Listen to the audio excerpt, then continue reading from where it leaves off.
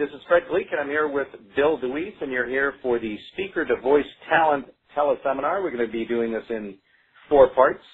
Our format is going to be that we will cover a certain amount of material, somewhere between 45 and maybe 50 minutes of information where we're talking. Then we're going to open it up for questions. So if you're on the call, please stay on through the end so that you can ask any and all questions that you have, because chances are you're going to be bringing up some things that I may not bring up to Bill that you'll want answered that will help everyone. So I appreciate everyone's cooperation as well as their questions at the end. So our format for the entire session is going to be the following. Tonight we are covering what Bill and I are calling, and he's calling, the basics. Week 2, which is a week from today, we'll talk about audiobooks and how you can make money doing those as a voice talent. We're then going to talk about doing commercials, which is one of the other biggest sources of income for the voiceover artist that Bill will cover.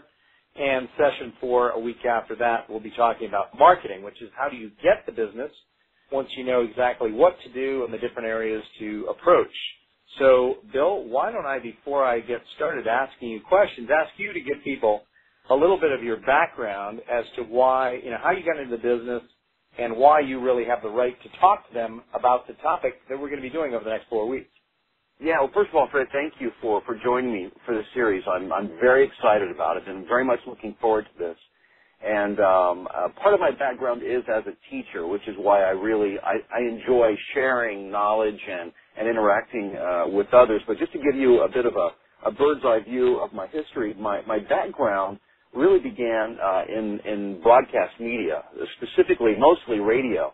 And I was the kid who grew up in my bedroom with the cassette recorder, microphone in one hand and my little record player in the other, and I would pretend I was a disc jockey and an announcer, and I knew I had the bug at an early age, and started off my radio career while I was still in college as a commercial copywriter for the local station. And long story short, over the next 20 plus years, worked in a variety of roles, primarily as a morning, finally as a radio station manager, and then my career shifted gears. I moved into, actually while I was still working in radio, I also became a college professor and began managing a university-owned station and teaching undergrads in broadcast communications.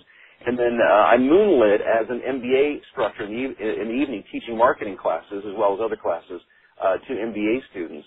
And then left there and became I was a regional director for a business consulting firm in Chicago. I've also done market consulting work.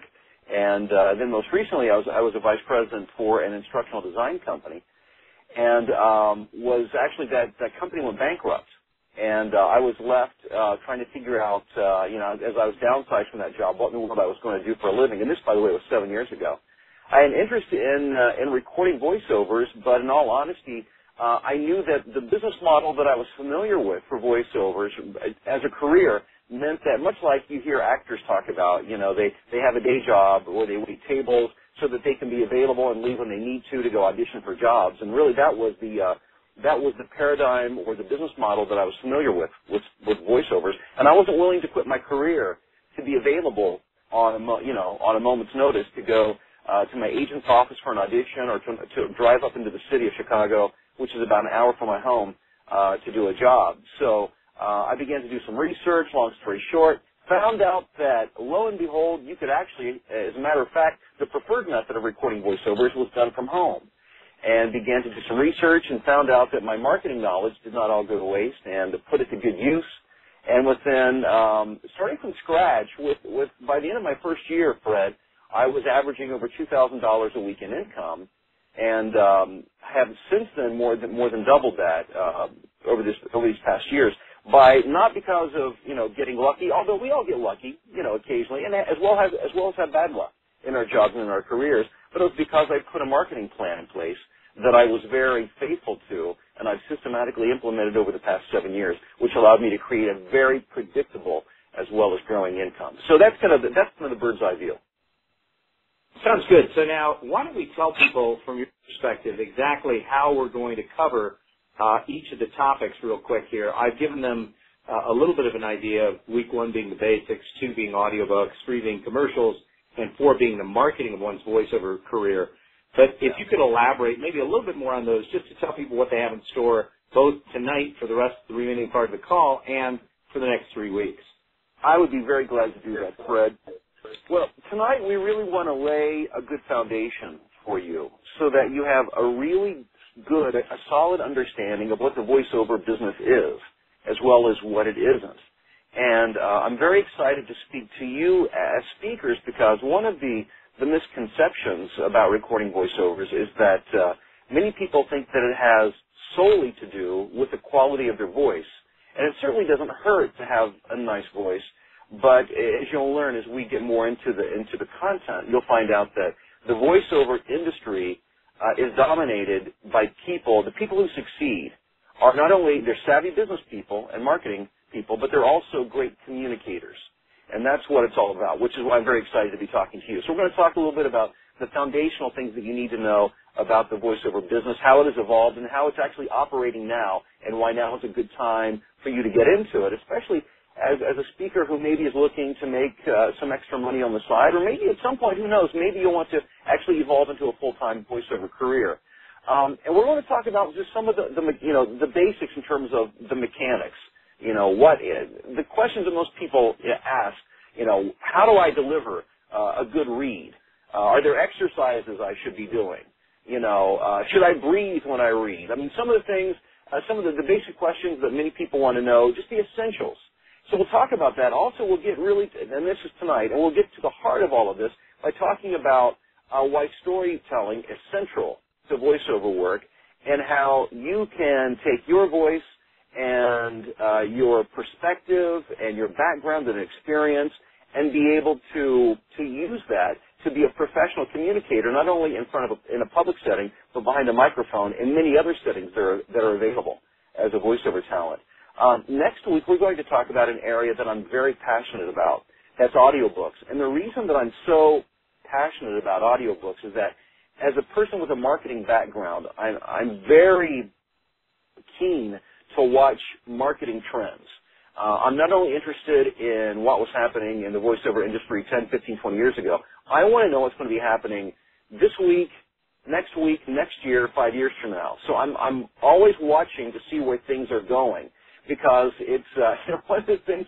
One group of the people that I serve the most right now are a group of people, and I don't want to say has-beens, but it's a group of people who were very successful at one point in time as working, performing voiceover talent that just can't seem to find work today.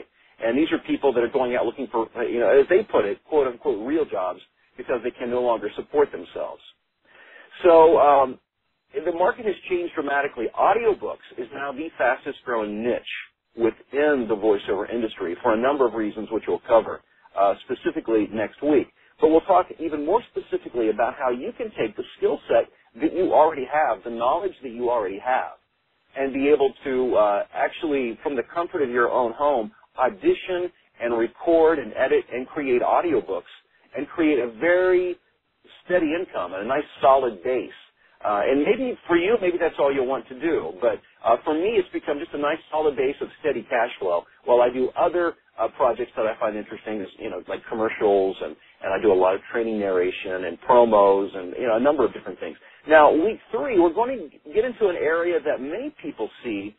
When they think voiceover work, this is the first thing they think of. They think, commercials. I want to record commercials. If you were asked the average person on the street, what is a voiceover? Most people would say either a commercial or a movie trailer or maybe a cartoon voice, an animation type voice.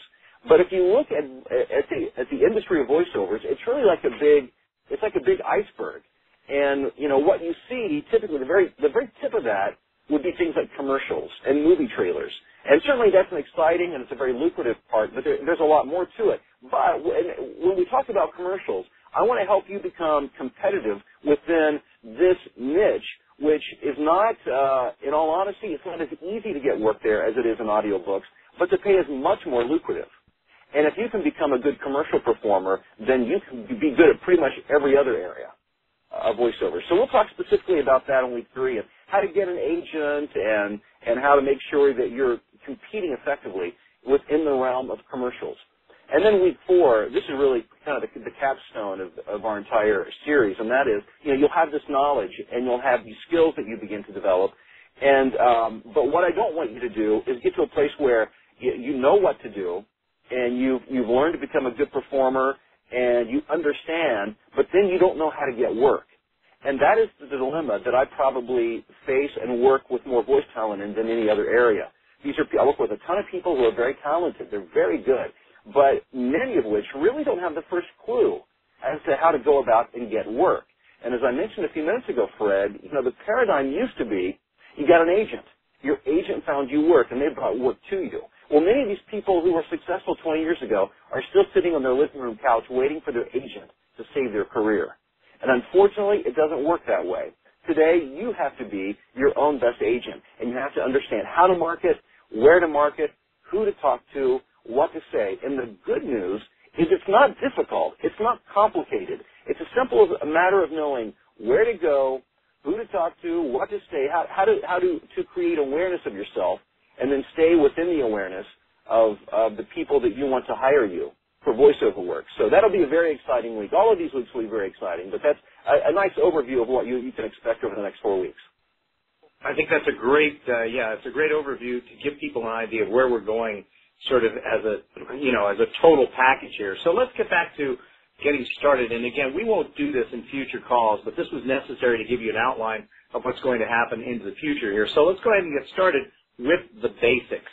Now, with the basics, the first thing I guess we want to talk about are the mechanics, correct? Yeah, it's one of the first things that people will typically ask, and when I say, I get questions, and when I say that, don't underestimate what I mean, but it's almost a full-time job now. I have a full-time assistant, and we spent the entire afternoon simply going through email, answering questions, because when you're looking to get into an area, you've got questions, right? And so I think I have a good sense of my finger on the pulse of what most people are asking or concerned about when it comes to voiceovers. And one of the things that I hear, the most and the first when I'm talking to prospective talent is, what are the mechanics? For instance, how do I speak? How do I deliver a script? Do I breathe? Do I need to learn to be able to get through a commercial without breathing?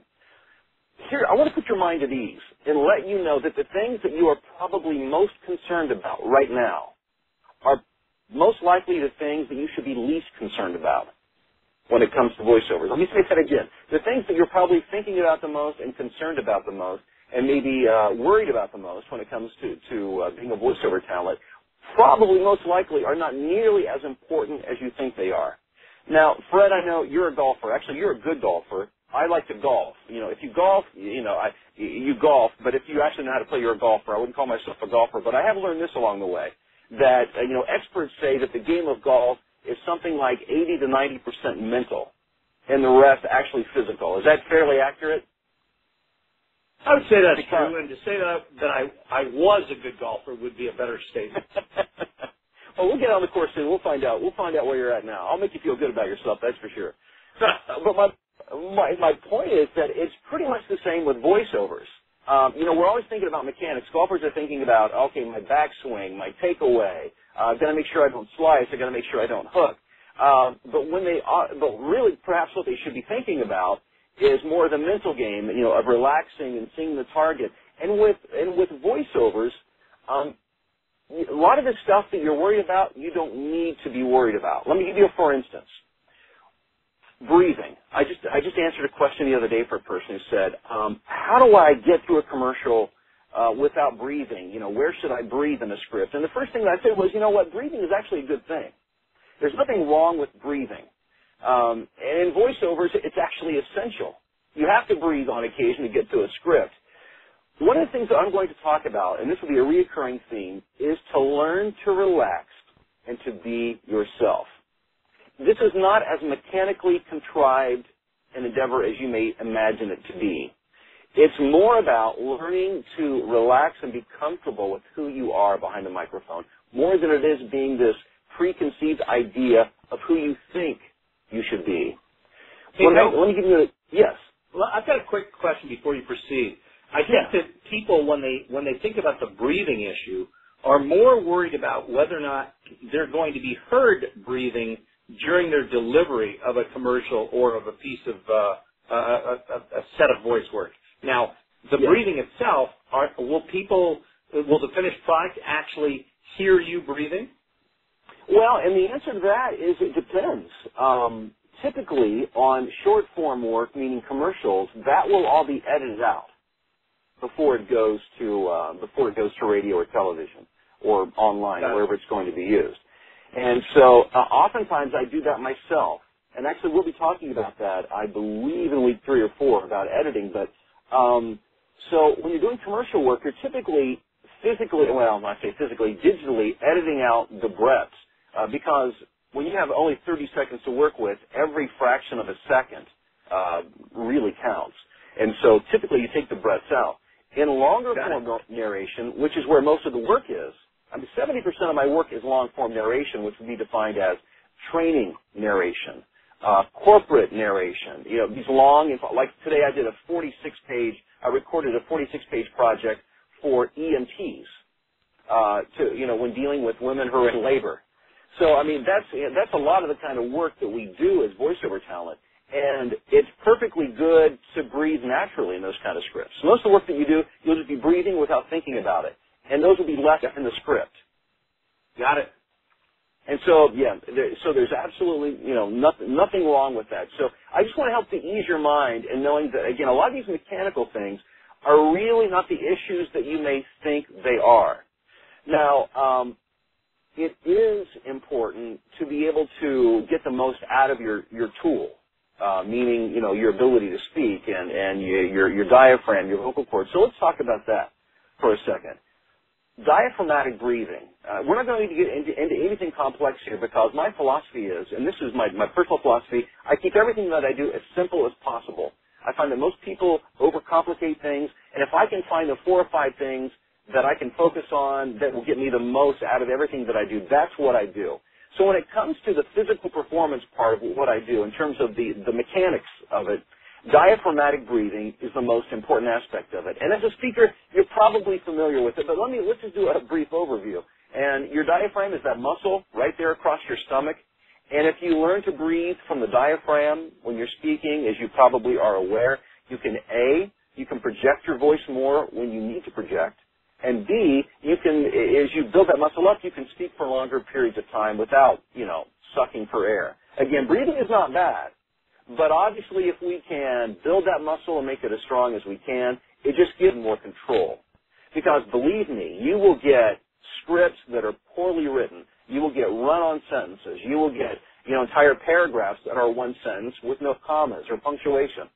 And so there'll be times when, you'll have to learn to stretch it just a bit. But in terms of physical mechanics, that's the one thing that I would recommend focusing on. And I learned a lesson from my 10th grade speech teacher, which I teach to people to this day.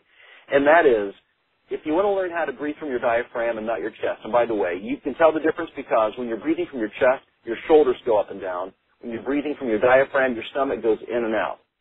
And if 10 minutes a day, 5 minutes a day, you lie on your back and you lay a book across your stomach and practice watching that book go up and down as you breathe, you're breathing with your diaphragm. And it's like building any other muscle in your body. And again, it's fine-tuning that tool that will allow you to have more breath control. You can go for longer periods of time without getting tired. You can project your voice more when you need to. So that's what I wanted to address about that. But going back to an earlier point that I think is really important to understand is that generally, and I coach and work with a lot of voiceover talent, the number one thing that I'm dealing with when we begin working together is helping them to blast the misconception of what they think it is they're supposed to sound like. So, for instance, if you and I were to work together and I put you behind the microphone, chances are you have in your mind a preconceived idea of what a voiceover talent should sound like. Maybe based on commercials that you heard, or maybe your favorite movie trailer voice guy, or your favorite animation voice, whatever that is. And you will almost subconsciously begin to try to imitate that. And my biggest job is to pull you out of that. And the direction I give the most is always pull back, pull back, pull back. Project less. And just speak softly into the microphone and allow it to be your voice communicating to one person. And so I want to plant that seed, that thought in your mind now, that through everything that we do, whenever you're approaching a script, whenever you're approaching a project, be it a commercial, an audiobook, a training narration, that the biggest maybe obstacle to your success, aside from any marketing or business knowledge, is going to be coming comfortable with yourself, allowing you to come to the microphone. Fred, I was, working as a program director in radio, I trained hundreds of radio personalities. And that, much like in voiceover work, it was the biggest challenge for me to help people understand that it was okay to be themselves and not to be their preconceived idea of what they thought they should sound like. And I say this from experience because it happens almost without exception when I sit down to work with a student. You will automatically go into mode, you'll go into some performance mode trying to sound like what you think you're supposed to sound like, when what you're supposed to sound like is you talking to me one-on-one. Does that make sense? Yeah, it does. I know that in my case, when I thought about voiceovers, before you and I got together, I always went into the thought that it had to be that announcer voice. And now here we are, folks. And that, I think, is what many people think voiceover is all about, is being that kind of announcer voice. And frankly, for most situations, that's not what people want. In fact, you've told me a number of times that when people send you a script, there are specific instructions that say what? That say the biggest piece of, the most consistent advice we get from casting directors is no radio announcer reads. Right. We're instructed over and over again, no announcers, no radio announcers. As a matter of fact, agents and casting directors, they really do not, they have a strong bias against people who used to work in radio. So I never use that. When I talk to people, I never tell them that that's my background. Right, because it's actually a negative for them. Yes, it's very much a negative. And here's a lesson that I learned early on. My first demo, I went out to Los Angeles and worked with a gentleman who he has a studio in Burbank. And to give you an idea of the level of talent that this guy works with, because I want you to understand this man, his name's Mark Grau, and his credibility. They were working in the studio beside me. They were working on the Transformers video game, the voiceovers, and Carl Weathers was directing, who I happened to meet while I was out there. So the point being, Mark really, and he's a movie trailer voiceover guy himself. He really knows what he's doing. And he was coaching me through a Ford Mustang commercial. And again, understand, I'm brand new to this, and I'm just getting started. And what was his advice to me? Pull back. You're announcing. You're pushing. And what I learned, which I didn't realize, is to make myself sound bigger and fuller. The key was to lean into the microphone and get right up on top of it and speak softer, which allowed me to actually have more presence than if I was trying to announce it, which is it's counterintuitive, but that was one of the biggest lessons I learned early on. Excellent. Okay, so what else, other than avoiding the announcer delivery, you're trying to lean into the microphone, do something a little bit more intimate and sort of soften it up, if you will. What else do you have to do from a standpoint of delivering on the basics here? Let me, if I may, I recorded some commercials to play for you tonight to give you some examples. Okay. And let's see here. Let me bring this up. What I want to play for you, I want you to listen very carefully to this commercial. And actually, I'll tell you what it is and who it is and why I'm about to play it. Tim Allen, the comedian. Yep. If you were to make a list of the best voices in America, probably, I'm guessing Tim Allen probably wouldn't be top of mind. You would think of other people.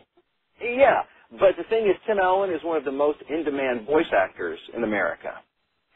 And the reason is, it's not because he's a great voice. The reason is he understands how to have an intimate delivery that connects with people. So this is a 30-second spot. Let me play it for you, and I want you to listen very carefully to it. And what I want you to listen for is what Tim is not doing as much as what he is doing. He's not pushing. By pushing, I mean he's not pushing the voice down. He's not talking at you. And here's the key. He makes you lean into him to hear what he has to say, that's when you know you're connecting with somebody, when they lean in to listen to you. So without further ado, take a listen to this. Your first day.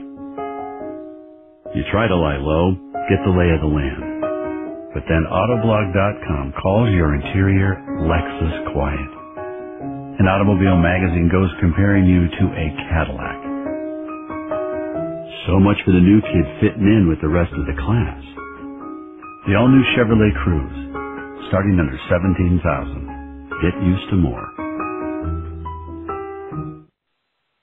That is a voiceover talent. And it's all, like I said, it's counter to what most people would expect. Definitely. So, let that sink in a little bit. I mean, that, for me, Tim Allen is, and there are others like him. Jeff Bridges is another good example, who does the Hyundai commercials. These are people who don't just sound good. What they sound like are themselves. And you really feel like they are talking to you, not talking at you. I have another quick example, which I think kind of illustrates this. This is the flip side of the coin. And I came across this once. I was watching a documentary. I think it was on Netflix, and it's a narration it's a documentary about a woman by the name of Karla Faye Tucker who committed a murder a number of years ago and was subsequently executed. And this was again a documentary about that. But what I want you to listen for is the announcer, and I say announcer because he really was. Listen to the voice talent, and then we'll compare it to Tim Allen. Karla Faye Tucker. Here, still before her execution, in the prison where she remained for 14 years, before finally being given the fatal injection on the 3rd of February, 1998. On the 13th of July, 1983, while she was heavily under the influence of drugs, she and her friend Danny Garrett brutally murdered Jerry Dean and Deborah Thornton. Ron, Deborah's brother, who was very close to her, heard by telephone about the horrible death of his sister. Okay, so you hear the difference? Yeah, first off, he's not even American, is he? Well, the thing is, I think he is. And he sounds Dutch to me or something. And I think it's his, if you were to, it's low quality being, over the telephone. If you were to hear it, and get a better sense of it, I think this guy is North American. I don't know whether, Canada or the United States, but this guy speaks in what I would consider to be a stereotypical announcer voice. He's trying very hard to articulate every letter. And again, I guess one of the things I really want to emphasize to you as aspiring voiceover talent or people, regardless of whether you want to make a few bucks on the side to supplement your speaking gigs or you want to do this as a full-time endeavor, is that voice talent are selected because of their ability to connect with other people, not because of the precision of their speech, not because they're master enunciators. Though those are not bad things. I mean, to be able to enunciate well obviously is critical. But as you can tell, the focus was on the speech. The focus was not on the audience. So by me saying it doesn't automatically make it easy for you to do, and I understand that, but that is something to strive for. And let me, Fred, if I may, to give you, whenever I start working with somebody, I encourage them to go to this following website, voicebank.net. Voicebank.net. Voicebank.net contains the voice-over demos, and a demo is simply, it's a recording, a representative of a voice talent's ability. That's what they use to get agents and to get jobs and get auditions. It's a representation of the best voice talent in America. And the way you get on there is you don't get on there because you want to be on there. You get on there because you're represented by a credible agent who decides to put you on there because they think that you're marketable. And so that is really, voicebank.net is the gold standard of voiceover talent. I saw a TV show about counterfeit money once, and I remember the interviewer asking the expert, saying, how do you learn to know when something is counterfeit and when it's real? And he said, not by focusing on the counterfeit, but by focusing on the real money. And if you become familiar with a genuine article enough, you'll know when it's counterfeit. And I think the same thing applies to voiceovers. If you listen to enough good voiceover work, and voicebank.net is the best place to go, or listening to national TV commercials. If you listen to it enough, it will begin to help you understand when you get off track. We're limited in what, go ahead, Fred.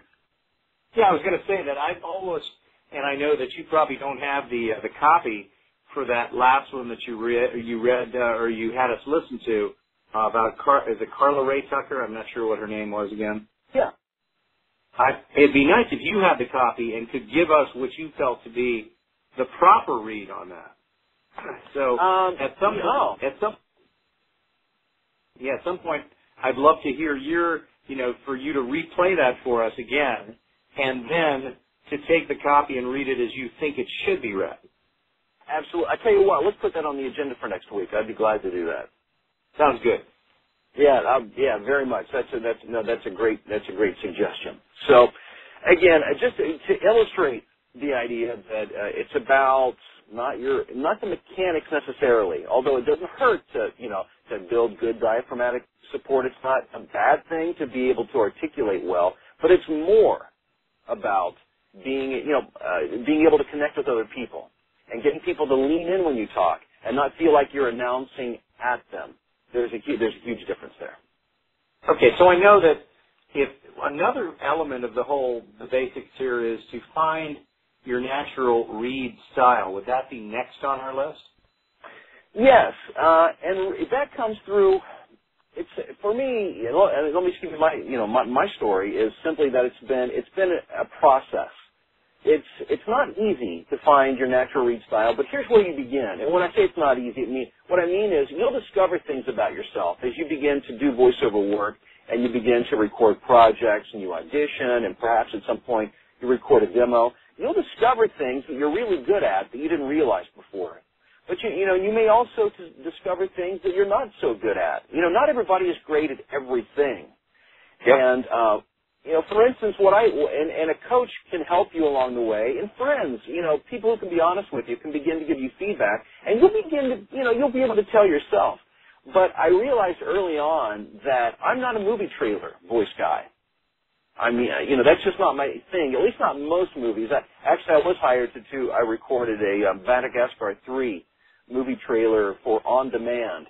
But, doing animation type trailers is more my style than the Bruce Willis, Arnold Schwarzenegger kind of movies. But I learned early on, I don't do that. I'm not good at that. But what I am good at is, or what people hire me for, and it's interesting, the market really will tell you what you're good at and what you're not good at. What I get hired for more than anything else is recording long-form training narration. And I think it's because apparently people can listen to me for long periods of time without getting angry or something. I don't know what they feel like when they listen to training. I'm not sure what the criteria is, but they don't get angry or they don't tune out or, I don't know what it is, but that's what I get hired more, for that than anything else. Right. So the members of your family may feel differently, but your clients feel that way. That's right. But I always like to start, though, until you go through that process of discovery of saying, what do you enjoy? What do you like? When I do audiobook workshops, one of the first things that we do is I have them create a list of their life experiences, the jobs they've had, the hobbies that they've had, the types of books they read, what kind of movies do you watch, to get a short list of areas that are of real interest to them. Because when it comes to audiobooks specifically, if you focus on the content matter that you know the most about and that you're most comfortable with, then you have a better chance of being successful with that. I have a pretty extensive background in business, and so I can speak that language very easily and sound pretty convincing, I think, when I do. And I think that is another reason why I get hired for a lot of business type narration and online learning. So part of it is it has to do with the content that you read. The other part is just simply your natural style. I'm working with a guy right now as a voiceover student who has a naturally big voice. So the kind of things that he will be more suited for will not be the things that I'll be so suited for. So, for instance, we're working on his commercial demo, and I've pulled some scripts for him, some commercials that require a bigger voice. When I say bigger, I mean more of a dramatic, bigger, more of an announcer, not stereotypical announcer, but a bigger read, whereas I can't do that credibly. I sound ridiculous when I try to do that. So it begins with what you're most comfortable with, what you already know, and that's where you begin. And then you start to go through the process of when you begin to work, people begin to hire you for certain things. And you start to realize, well, maybe I am pretty good at that. Or people don't hire you for other things. Just thinking of what you just said, I'm realizing that about, I don't know if it's been a year ago now or so, but you let me know that some of the folks at was it World Wrestling were considering you as a live announcer for something in Vegas, right? That, I'm glad you brought that up. I forgot about that.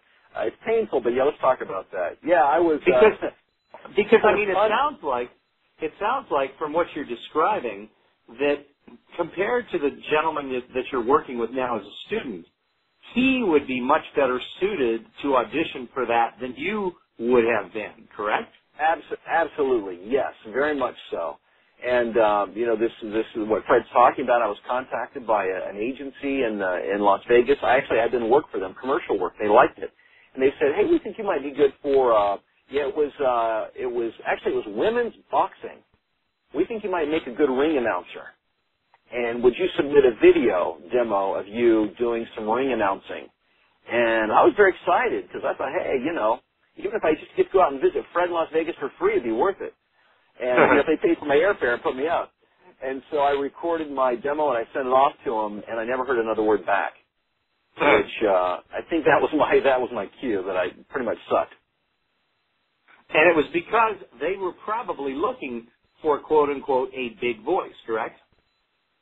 Yes, I'm pretty sure they would. If you look at the typical ring announcer, whether it's boxing or mixed martial arts or whatever the case may be, they're big voices, and they do that. That is the arena for announcing, and that's just not apparently not my thing.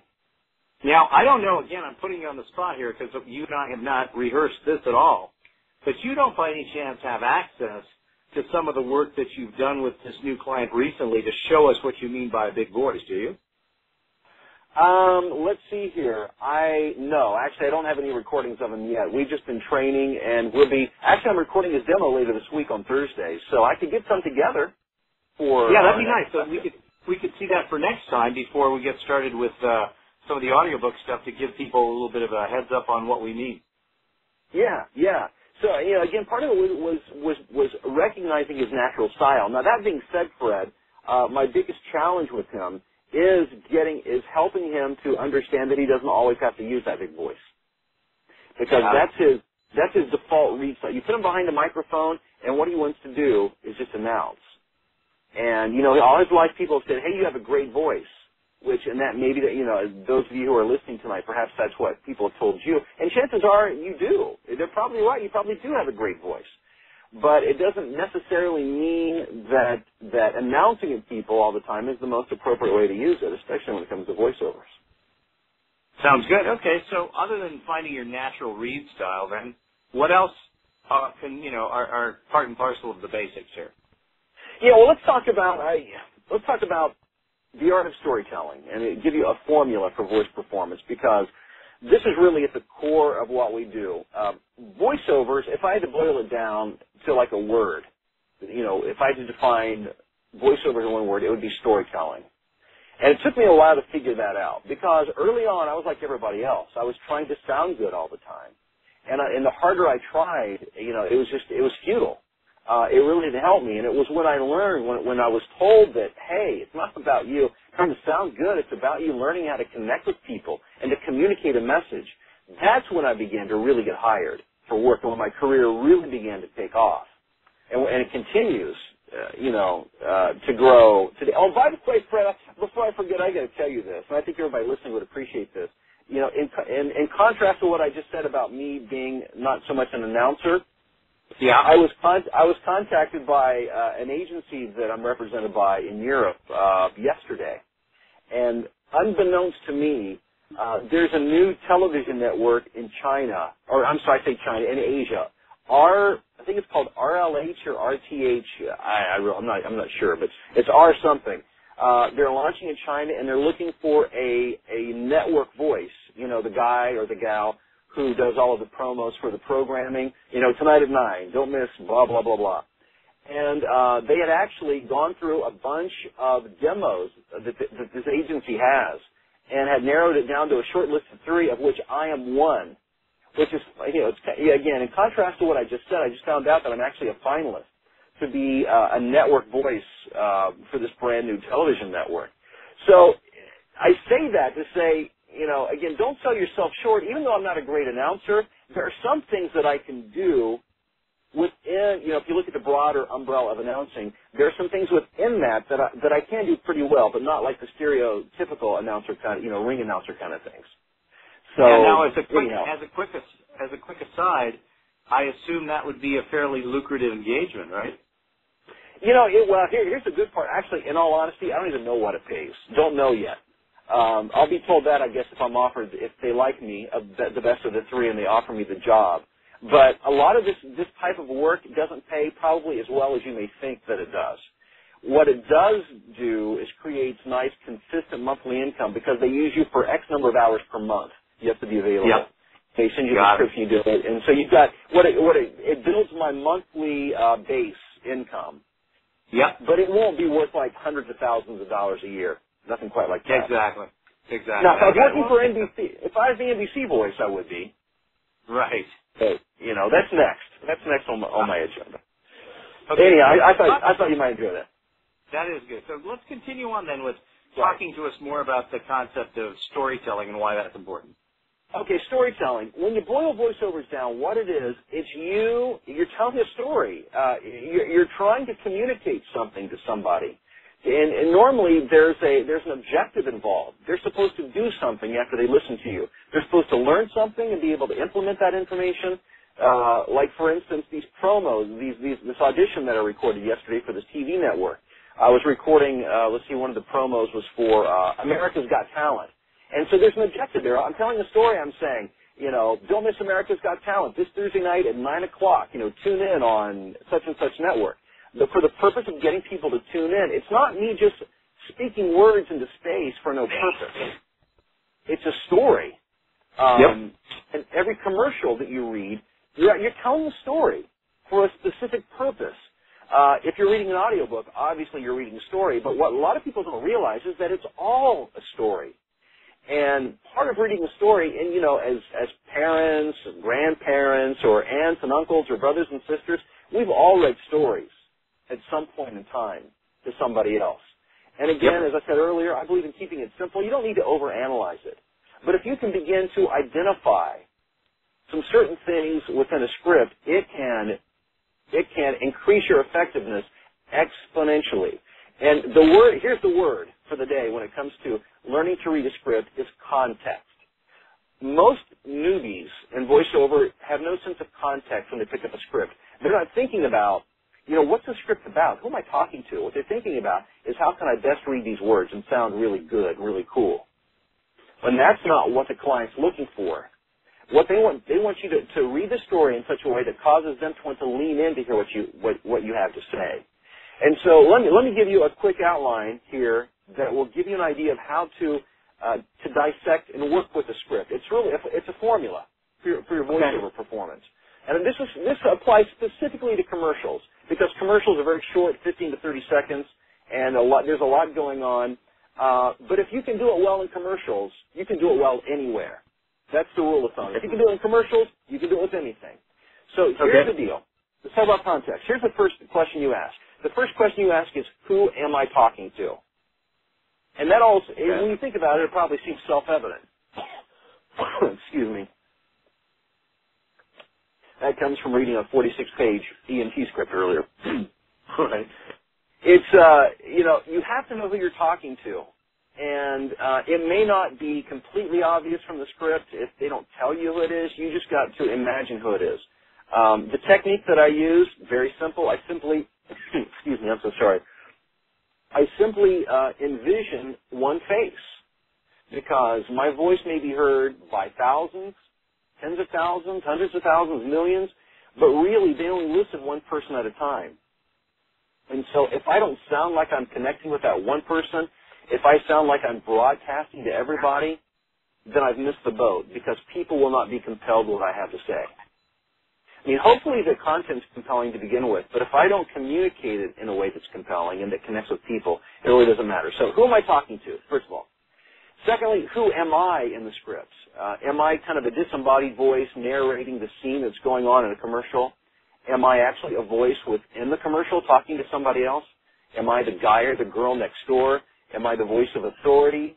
Who am I? I've been everybody from a doctor to a dad to, you can call on to be a lot of different things when it comes to reading a script. But you have to know who you are to be able to deliver the script appropriately. Let me give you a great example. You may remember this. A commercial that was out just this past year. It was a minivan commercial, and it was a young mother in her, I think it was a Dodge Caravan, driving her baby who was asleep in the car seat in the back. And the voice is supposed to be the role of the mother, but the voice is in her head. She's not actually speaking this out loud. But what's interesting is that the woman whispers the script, even though the voice is in her head, which means what I call that is honoring the script. She understood the context. She understood who she was talking to. She understood who she was, and then thirdly, she understood where she was within the context of the script. And so for her to whisper that, knowing that the baby was asleep in the back seat, really made the spot super effective. And not everything calls for you to be that dramatic, but if you don't honor the context, if you don't take into account those kind of things, then you cannot be effective in the script. And then, Fred, the final thing to take note of in terms of context is what's the emotion? And by the way, I'm not an actor. I don't have I've never had an acting class or lesson. I've never done, community theater or anything along that line. I'm just telling you strictly as a voiceover talent. These are the things that I've learned. If you have a background in acting, you may understand this stuff far better than I do. And if you do, you should be able to put it into practice much easier than I was. I had to kind of learn it the hard way as I went along. But if you can identify the emotion that should be portrayed in the script, in other words, is this excitement? Is it anticipation? Is it tenderness? Is it compassion?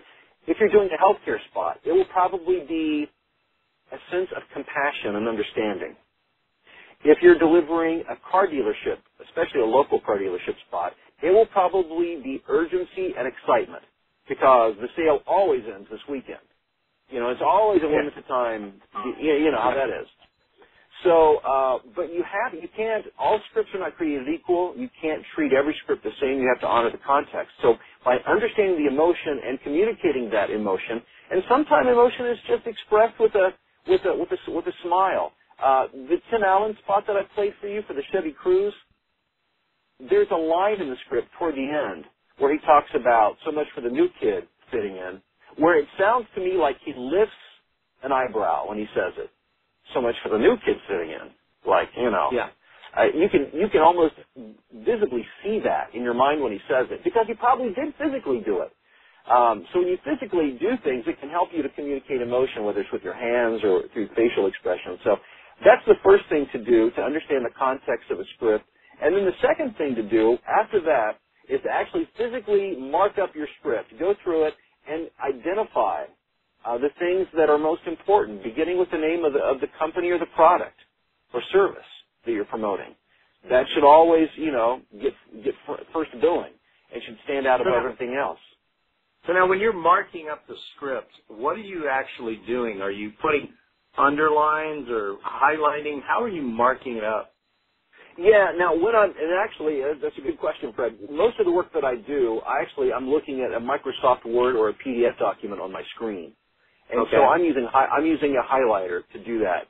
When I'm on the rare occasion that I have to go to another studio and I'm working with hard copy, I use a pen and I circle and I underline and I double underline. Got it. And sometimes it's done on the fly because sometimes, there's almost always, if somebody's directing you, there's always changes that are going to take place. And they'll say, okay, I really like that, but, on that second line where you talk about, the sale begins this Tuesday, I really want you to punch the fact that it's this Tuesday or, whatever the case may be. Okay. So that's how I do that. But again, using Microsoft Word or PDF, I just highlight it on the page. And so I'm trying to get the name of the business or the name of the product or service foremost. Secondly, I want to make sure that anything that is, if it's descriptive, if it's an adjective or a verb, if it's an action word or a descriptive word, I want to make sure that I highlight it or underline it or circle it, because those descriptors and those verbs, those are words that sell, and those are words that communicate. You know, on sale for a limited time, going on now. You know, don't miss out.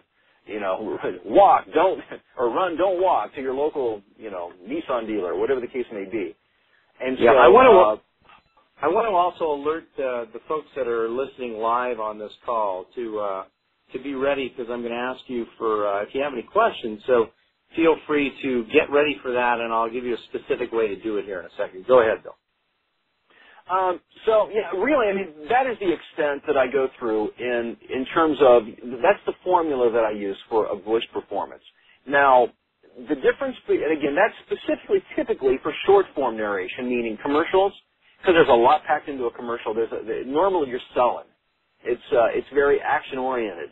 Or if it's a corporate promo or a demo where you're really trying to sell an idea or a concept, that's where that really comes into play a lot. If you're doing longer form narration, when I say long form, typically that's going to be like training narration. I don't go to that much trouble.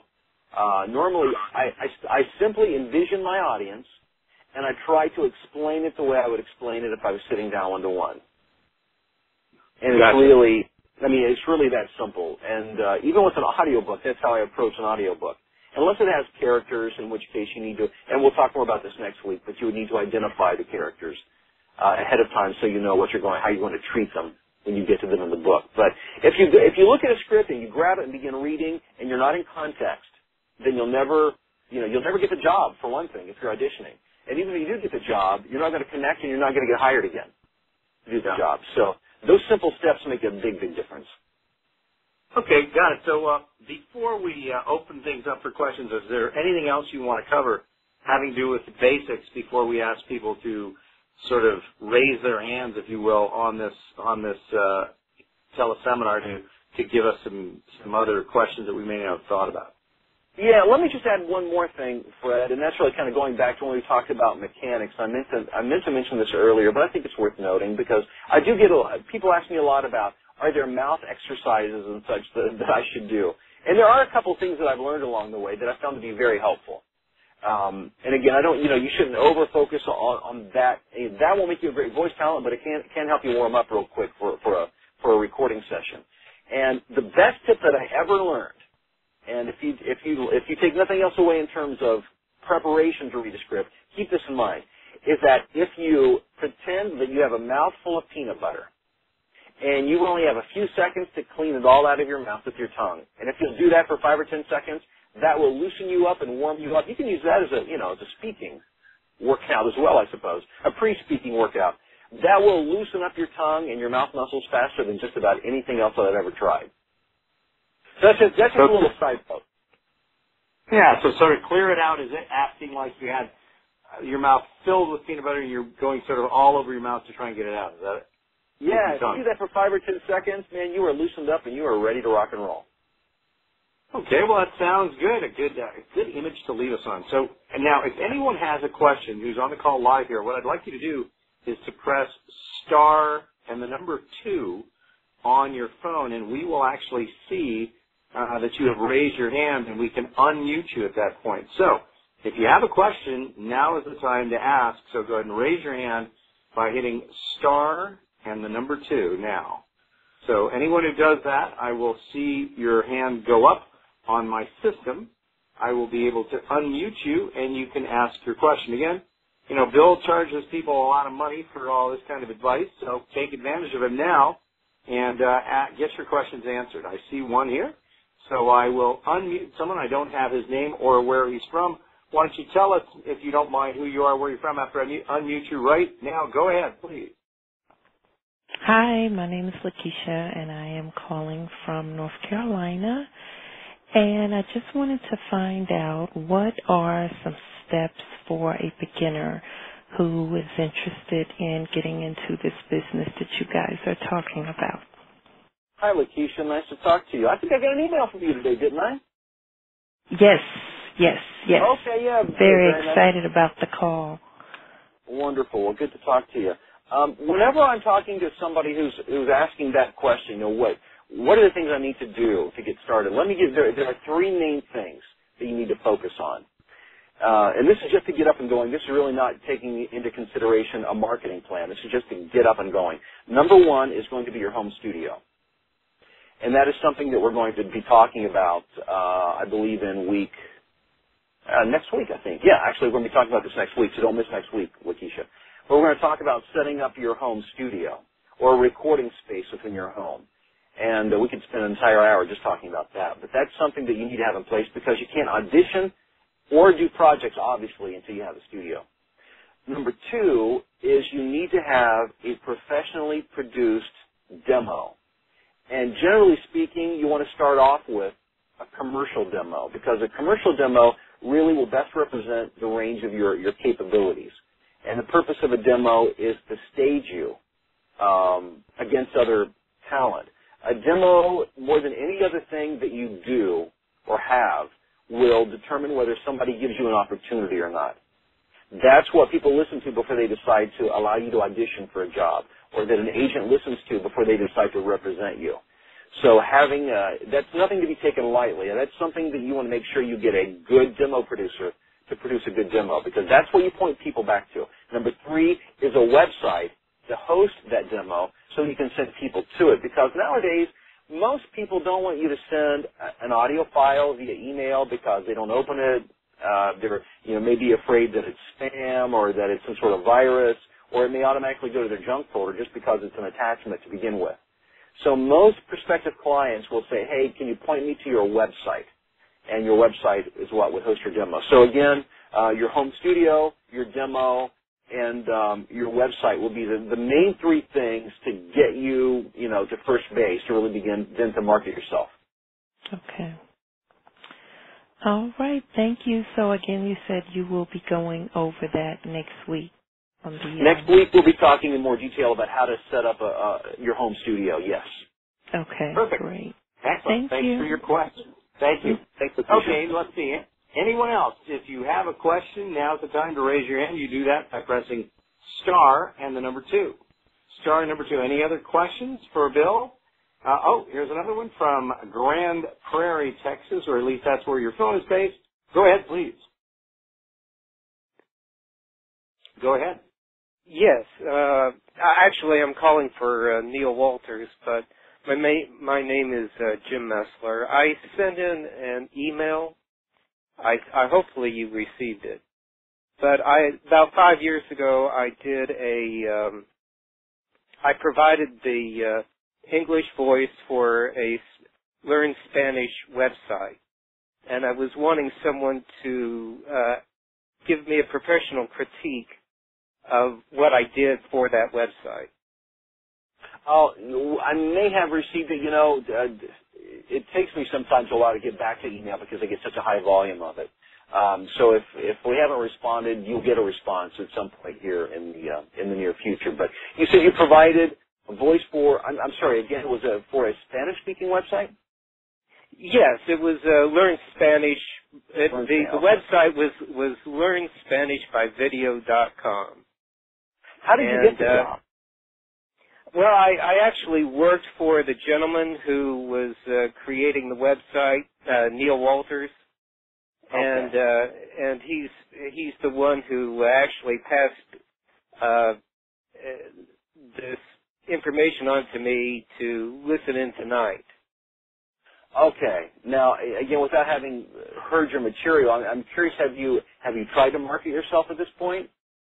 No, I have not. Okay, so you're waiting to get some feedback before you decide whether you should even step out to do that or not. Is that correct? Yes. Okay. I will be in touch with you. As a matter of fact, you'll probably get an email from myself or my assistant tomorrow because I do offer free initial consultations with talent just to give a brief assessment and give you an idea of some next steps. Okay. Good. I'm glad you called in tonight.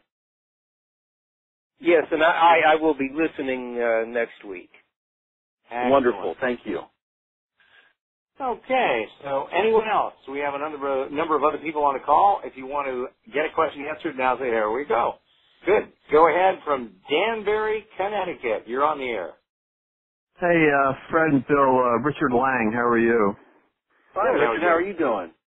I'm doing well. I was just curious as far as the market aspect of this venture. I've been thinking about this for quite some time. Danbury is obviously in Connecticut. We're close, we're like a bedroom community to New York. I can only imagine how fierce the competition is if New York is like a mainstay for doing these voiceovers. What can you tell me about, where the market is as far as where a lot of voiceover work is in demand, whether it's here in the Northeast or out in the West or out in California or down south? Where is the primary market for these voiceover searches for talent, I should say? I'll mute you while Bill gives you an answer. Richard, I got some really good news for you, and that is location really has about is like a zero factor in all of this. And that was one of the big discoveries that I made when getting into this. I live near Chicago, and I recently had a friend he's a full-time voice talent in Columbus, Ohio, say, man, it must be so competitive there. It must be really tough. Well, the truth is, what I do now here in the Chicago area, I could do next week from Paducah, Kentucky, if I were to move. It doesn't matter whether you live in or close to New York or Los Angeles or Chicago, or if you live in Timbuktu. It is now a global marketplace. Technology has made it in such a way, we'll talk more about this next week when we talk about our studios, but geography has completely been taken out of the equation. I've actually done work for studios in Chicago from my own studio that didn't even know that I was just down the street from them. It didn't matter where I was at. And there's this little bit of technology known as ISDN, which again we'll talk more about next week, but allows us to operate in real time connecting to another studio. I do recording sessions with studios all over the country. I do work for studios all over the world. I mean, just within the past week, I'm trying to think of, a lot of work in Europe. I just talked to a client in England yesterday, Sweden yesterday, China, Brazil. There's an agency I do a lot of work for out of Brazil. I do a lot of work for Canada. The beautiful thing is it does not matter. So when people come to me and they say, oh my gosh, it's going to be so competitive because, or I need to move to New York or I need to move to Los Angeles, it doesn't matter where you're at. It's all competitive. I mean, anything in business worth doing is going to be competitive, number one. But number two, you got to keep in mind that the market is growing. It's huge. There's so many opportunities. Of course, there's a lot more voice talent now, too. That's, that's the truth. But if you have a reasonable level of talent, and I guess we could talk more later at some point about what is a reasonable amount of talent when we get into the marketing section, and you have a good marketing plan in place, you can make not only a decent, but you can make an exceptional income as a voice talent. So, Richard, I just want to say, the fact that you're in New York is neither good nor bad. It's not even relevant. Believe it or not. I know it's probably difficult to believe, but there is no geography issue anymore. So the emphasis is going to be on creating a studio. That's going to be the catalyst for this whole thing. Exactly, and people will not know or care where you're at. I got it. Okay. Thank you very much. You're very welcome. Thanks, Richard. Thank you very much. Okay, we're getting close to the end of our time here, but if there are any other questions, now is the time to put your hat in the ring here with hitting star and the number 2. So star number 2 if you have a question. I'll give you a couple more minutes. And, Richard brought up the question, Bill, which is that technology, this did not used to be the case, but people who are operating, in a town of 2,000 or 3,000 people can now be voiceover talents and do so quite successfully, can't they? Yeah, as a matter of fact, I heard the story, the guy who does the voice of Law and Order, that, you know it if you heard it, that big low voice. He lives in some small nowhere town in New England. I didn't know. I was talking to a voice coach about it once. She said, yeah, this guy, he lives like out of nowhere, and through an agent got this job to be the voice of Law and Order, and it just doesn't matter. Yeah, it really it's a non-issue where you're located, whether you're in the smallest town or the largest town or in Alaska or in the middle of the country. It's totally irrelevant. Boy, that's great. Well, hey, there doesn't seem to be any other questions queued up here, so let's go ahead and finish up tonight. I want to thank you for giving us a little bit about what's going to happen in the future as well as some of the basics, and I'm sure that everybody got a lot out of it. So, Bill, thank you again for all the information, and we will see you next week, same time, same channel. I'll look forward to it. Thanks so much. You got it. Bye-bye.